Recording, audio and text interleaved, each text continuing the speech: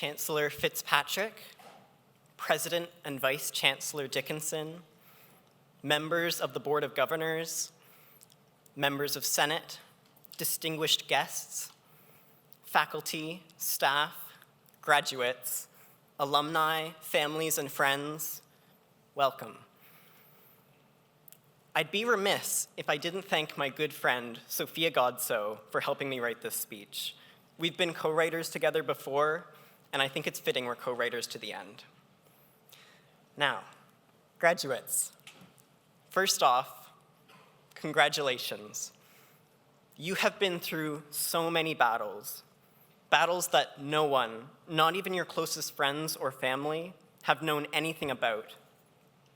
Battles fought in classrooms, hallways, language labs, biology labs, on late buses, in every nook and cranny of this campus, and even on that dastardly online Moodle page.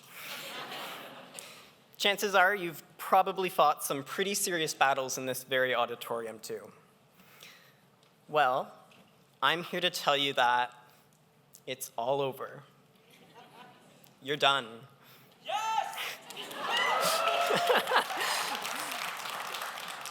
You won in the end. And even though you've lost people, transferred classmates, retiring professors, friends you never saw again after COVID or those you just grew apart from, you also gained some pretty fantastic friends. And you've made some unforgettable memories with them too.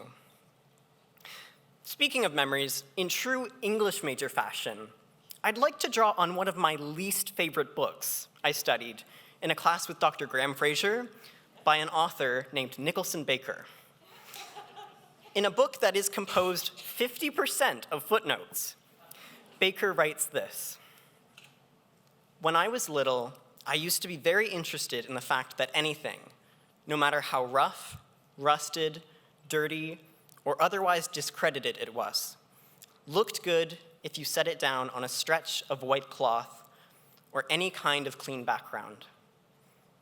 Now, I'm not suggesting that your experience at MSVU has been rough, rusted, dirty, or otherwise discredited, but for all the hardships you might have endured over the course of your degree, I hope you can use this clean background trick to conjure up memories of all the good times too.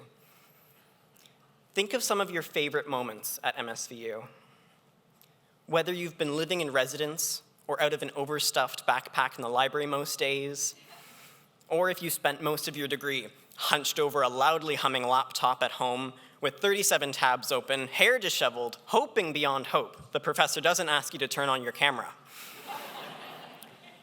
Take just one of those moments and set it down on a clean stretch of white cloth, a clear mental background. What details come to life?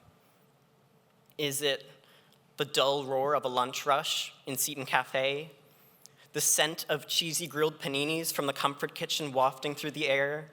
Or the gray sunlight that streams in through the slim, concrete-rimmed windows, casting fuzzy figures across your laptop screen as your eyes lose focus and slide over the groups of students huddled around tables, the high-pitched squeal of scanned meal hall cards punctuating the restless yet familiar air?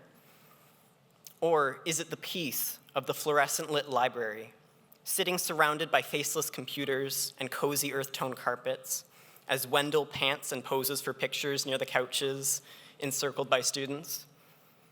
Maybe it's just the sensation beneath the calm, as your stomach churns like butter, your mind faintly snared on the thought of a midnight due date. Or is it later that night, when the terror-mixed thrill of the encroaching deadline fuels your caffeinated fingers to fly like magic across a clattering keyboard, when you're flicking your gaze manically to the clock, counting the minutes down to 11:59 p.m.